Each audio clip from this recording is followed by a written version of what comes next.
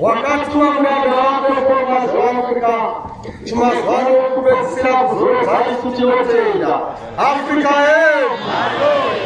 zvinotine mufaro mukuru Jehovha wakatitendera kusvika munzvimbo ino kuti tizodya nyama yamwanakomana waMwari nokuva ropa rake kuti rishambwe pamachina ose nyama nomweya uye kuti tiravarire uye atitendere kupinda kudenga kuzuu kwakatigadzira nzvimbo dzokugara Afrika yedu zvinodinoti makokoto kune vatenderwa kusvika nokuti nzvimbo inose zvamunoziva inonetsa kusvika Afrika yedu munodiwa mugora rechirumhanzu patebhureka revamasimba ose mugora vakotera muruzimu nashashe Jehovha maanogara nemaanowanikwa Afrika zvinoti nomufaro uye tinotenda Jehovha Mwari nokuti wakatinzwira tsitsi kumazwano okupedzisira panguva yedu ino Afrika zvino rudzikiniro rwomunhu rwanga rusiri nyore kuti munhu adzikinurwe kuti atengwe kubviswa mumaoko asatani. Satani wanga waba vanhu nokuvashandisa munzira dzake, asi kudenga kwakagarwa musangano mukuru ukatenderanwa kuti munhu adzikinurwe. Afrika yedu, mwanakomana waMwari Jesu Kristu akazvimbira kusiya denga rake, akaburuka pano panyika kuti ave ndiramhamba, kuti atifire isu, kuti neropa rake tiwaniswe upenyu husingaperi. Afrika yedu, zvino tine mufaro nokuda kwechinhu ichocho. Zvino basa rakati rabatwa saizvozvo, iye wakamurovera vachifunga kuti zvapera, asi paiva kuda kwaJehovha kuti aurawe, kuti agotendera isu vanhu vatema navanhu vepasi rose kuti tidzokereze muruoko rwaMwari. Afrika yedu azofa adzokera kudenga nokuti akamuka, achibva adzokera kudenga kuna Baba. Vana ikoko vakazorova kuti wakunda uya kuno Baba, asi basa ranga risati rapera. Vakatsvaka kuti zvinotodini, vanhu tinofanira kutsvaka watingatuma. Afrika yedu 1951 shoko rebva radanidzira richi ndianiko watingatuma, ndiani ungatienderi. Afrika yedu, mwanakomana waMwari akadaidzira shoko iro achitsvaka angatuma.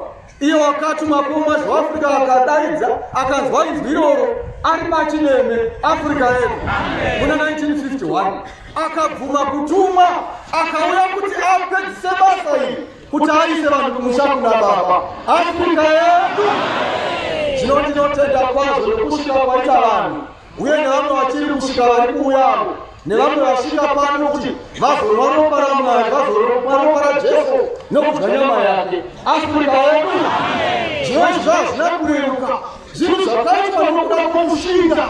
Afrika yedu, komuranda waMwari kuMwazha waAfrica zvakanga zvakaoma asi zvakaita muzita raJesu wakatuma kuMwazha waAfrica. Afrika yedu, zvino chirayiro chataunganira kuti pano tidye neropa ratakurwa pano harina kudzvakwa pano panyika pano, asi rakabva kudenga. Afrika yedu, nokuti iye anodyisa chirayiro kudenga hakudyiswi nemunhu anongori munhu wonje, asi rinodyiswa nomuprista mukuru ane rudzi naMerikizedheki. Afrika yedu, ndizvo makaona mutumwa akaenda kudenga achinodyisa chirayiro. Adyisa chirayiro ndoga akazopuwa bhodhoro rewaini raakaburuka naro pano panyika kuti azotipawo isu, ndo ratagarira nokumirira. Afrika yedu, zvino tino mufaro.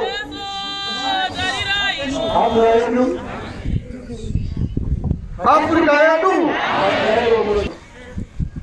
Afrika yedu, zvino ndo ratamirira kuwa ropa iroro, ndo ratagarira kuti tiriwa ropa iroro nokudya nyama yake, kuti tichiita vanhu vake vatsvene. Afrika yedu, amen. 1 Korinde 11:23 tsika dzakafanira patafura yaShe. Afrika yedu, zvino zvatakuda kupinda kuti tinodya nyama yomwanakomana waMwari nokunwa ropa rake, pane tsika dzakafanira. Harivo mwirinje, asi pane zvinofanira kuitwa nemitemo inofanira kuteedzerwa. Kuti ataita izvozvo tinowira nematenga. Nokuti ini ndakagamuchira kunaShe icho chandakakupa iwo, kuti She Jesu nousiku hwakapandukirwa wakatora chingwa, akati avonga, akachimedura, akati, ichi ndo mwiri wangu unomedurwa imi, itai izvi muchindirangarira. Afrika yedu, paakanga apinda akataura nevadzidzi vake achivadzidzisa pamusoro pemadyirwo echirayiro. Afrika yedu, wakati atora chingwa ndokuchimedura, avonga, akataurira achivadzidzisa achiti, kana makunwa ropa iri nokudya nyama yomwanakomana waMwari, mundifunge. Afrika yedu, nokuti chinhu chinokosha, chidyai chinhu chinokosha. Wokwangarasa mabhisikiti mukuona kwavanhu, asi kana aereswa zvinobva zvaera. Afrika yedu, ati kana muchimwa itai izvi muchindirangarira. Saizvozvo vakati vapedza kurayira akatora mukombe akati mukombe uyu ndiyo sungano itsva muropa rangu itai zvinguva dzose kana muchinwa muchindirangarira. Afrika yedu kana muchinwa mukombe uyu saka munhu achinwa mukombe uyu anofanira kuti arangarire Mwari uye achiti MNT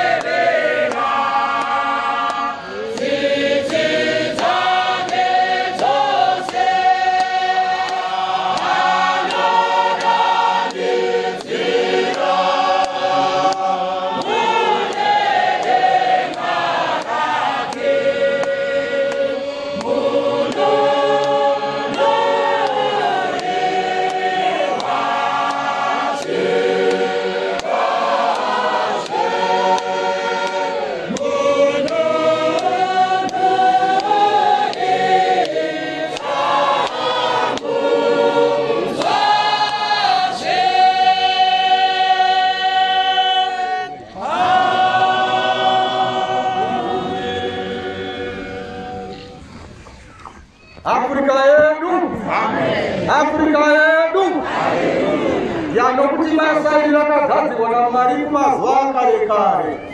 Jehovha Mwari achigadzira kuponesa vanhu vake, nekuti panguva idzodzo Jesu Kristu ane vadzidzi vake. Nguva yakwana yekuti aende kunofa kuti afire isu. Zvaakuda kunonoka Judhasi achinonoka kuita basa iri kuti amutengese kuti achibata kutaura. Akataura naye akati, Judhasi, kana pane zvaunofanira kuita, ita uchikurumidza kuti magore azadziswe. Afrika yedu aitoreva kuti zvimwe nguva zvinganonokera zvingakone, nekuti angagona kutendewa kana kutengesa. Saka maJudha akashaya mandibatiro, akamuti ita uchikurumidza kuti zvaunoda kufanira kuita, ita uchikurumidza kuti magore azadziswe. Afrika yedu zvadaro yakabva atongoenda saizvozvo, asi vachiri kunzira vachienda Jerusarema. Vaziva yaraudza zverufu rwake nokutambudzika kwake nekufa kwake. Titanga taura kuti munogwindirei nezvazvabvira tiende kuenda Jerusarema, tiende kuTesalonike. Zvikanzi bvasure kwaMwari Satani. Afrika yedu ndinofanira kuti ndiende, nokuti handisingaendi mweya munyaradzi anga uyu. Asi kana ndaenda muchakutumbira mwe munyaradzi, kana iye azovapo achazokubatsirai muchokwadi yose kureva Paulo mwacho waAfrika. Afrika yedu kuziva kuti achavakwatiwaubata basa asi achaurawo oindawo rukoinda kudenga votsvakawo kutuma pauma zvaobva wazouya opedzisa basa racho afrika yedu saka ndoufamba tinawo nokuti zvinhu izvi zvakarongwa kare kare uye tiri muurongwa hwamatenga afrika yedu uye umwe mutumwa akataura achiti vari panzvimbo yavo vakamira akati vanhu vari vechicheni vari vaviri mukuru wavo akataura akati mwazha ndakasvikatsira soro takaviri ndichikutsvaka ndikakushayiwa ndakati nemashoko ako angadza kuna tenzi andakafanira kuti ndikuzivise asi hawa mashoko acho ndokuti makasangana nashe kazhinji mukatarisana chiso nechiso asi wauna kutaura naye zvinoni ndakundiherizawo randakuchikupa unofanira kutora mutsanyo kuti pauchazosangana naye unofanira kutaura naye urege unyara afrika yedu zvino zvakazoitwa mutsumo wamaripoma zvaafrica mutsanyo akazotora ndokubvavata mutsanyo ndobva vachizosangana nashe chiso nechiso zvakadii vakataurirana hanzi zvirokwazvo munofanira kudii kutaurirana saka vakataurirana asi mutumwa akazotiudza ari pano achiti pane zvandakataura nashe tikataurirana asi handina kuzvitenderwa kuudza vanhu vanogara panyika afrika yedu zvino hatisi kuziva kuti zvii zvavakataurirana asi tinofamba nezvatakadzidziswa nezvatakaudzwa nezvatakadzidziswa mumazviri kunyange zvichirwadza kunyange zvichirema ndozvofanira kuteedzerwa afrika yedu zvino tinokufara tasvika pakuti tichinwa nokudyaaaomwana womwana chinokosha ndechekuti tinozvikoshesa ukasazvikoshesa hazvikoshi afrika yedu pazvinhu zvose zvinonatswa nero mwenzi kuti mumufarira kuti agoti ndakanofara kwatete kwandakaita kana kuhama dzangu kana kuwakosha kwandakaita kana musina chamakamunaira kuti haana kufara afrika yedu hazvina mhosva munyama iri pasi pane chamunofanira kumubarira ingava huku ingava mbudzi ingava mombe chinokosha pairo panofanira kunyuka pakati pehama nehama afrika yedu zvondo zviri pamwanakomana wamwari afrika yedu nokuti nguva dzose kana muchidya chingwa ichochi kana kuna mukombe uyu munoparidza rufu rwose kusvikira achiuya naizvozvo mumwe nomumwe unodya chingwa ichi kana kuna mukombe washe nomuto usina kufanira chava nemhosva yemwiri neropa rashe kana wakatadza unozoakazoveura jehovha rokudziratisi uye chirayo hachiurai chirayo chinobatsira vanhu kugadzira vanhu nokuvabisa china afrika yedu saka munhu anozvipira kuva mwari varogadzirwa kwete kuti vanhu mushairo vanhu vanozvapinde vanhu vonobosha kupinda kunoona kuti mwanakomana wamwari unonaka sei kudenga uinda sei afrika yedu saka mudye muchifara uye makasungura muchitenda mwari anokubvira tsitsi hendi zvino munhu ngaazvidze kuti adye chingwa ichi achidaro nokunwa mukombe uyu nokuti unodya nokunwa asinganatsi kunzwisa mwiri washe unozvidyira nokuzvira kurobwa ndopanotya vakawandaakuti ndinofanirorohwa apana nokurohwa anokubatsirai afrika yedu asi kuti munhu anoziva hake kuti kuita zvakashata ukachiita upombwe ukaine magirlfriends ukaine maboyfriends asi achidya chirei ndozvakashata afrika yedu asi kana munhu akatadza akareurwa akazvipa pamberi pamwari mwari anomudzira chii asi unoneroba usunungurwa akuna kurira wakagara womudya wakaita upombwe wokuti akunodya nomudzira chii hazvisizvo mutumwa hana kudzisa nenzira ipi afrika yedu nemhaka iyi vazhinji varipo pakati penyu vasine simba vanorwara vazhinji vavete nokuti dai taizvidza isi tinene hatizairopa